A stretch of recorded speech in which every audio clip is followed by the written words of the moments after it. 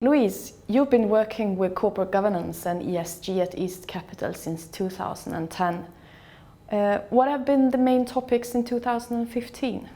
Well, at the beginning of the year, we identified three themes which we thought would be on top of mind for 2015 from an ESG perspective. That is environmental, social and governance perspective, which we as investor and the investor community look at when we invest. And those three themes were climate, inequality and accountability. Climate obviously has been a huge topic this year, with crowned by the COP21 proceedings in Paris in December this year, and the agreement that will hopefully come out of that, which will provide a clearer guidance to how we should manage climate change issues in a global perspective. Inequality, the big difference between those groups of people that have things and those that don't, is obviously becoming larger and larger, and also a potential issue for social unrest in our global society.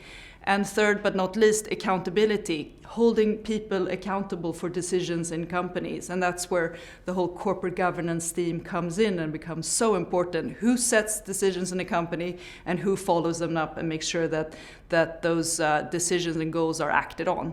And that was not least illustrated by a large governance shakeout here in Sweden, where we're based, but also Volkswagen, which of course has had global repercussions and been a very hot topic. How could this have happened in a company like Volkswagen with all the transparency around it? And that is now what investors are asking themselves. How can we make sure that it doesn't happen again? So what do you see going into 2016? Well, 2016, of course, will have a continuation of the climate theme. We will start to see companies, countries, and other actors actually starting to work to deliver on the climate agreement and the national intended plans to reach those targets.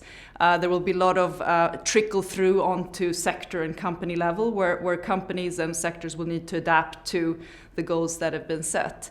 And then I think we will also see a lot of focus on stewardship, active investors in general, how active investors are actually exerting their ownership, not only rights but also responsibility, not falling asleep behind the wheel, so to speak. And here at East Capital, we will continue being active investors, going to company meetings, voting at shareholder meetings, filing shareholder proposals related to board composition more than ever. And during 2015, we were the first global investor to take a company to court in the Cayman Islands successfully.